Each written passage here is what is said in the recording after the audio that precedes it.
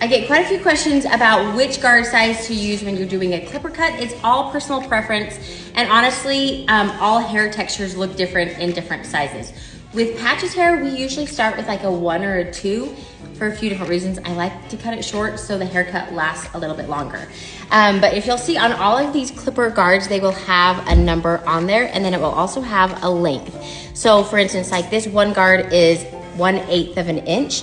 Then you go up to a 2 guard, and it's 1/4 of an inch. Then you go up, 3 is a 3/8. Anyway, you go all the way up to you have a 4, a 6, and an 8. Now the reason there's not a 5 or a 7 is because with these nicer clippers, you can basically get the same lengths with your lever.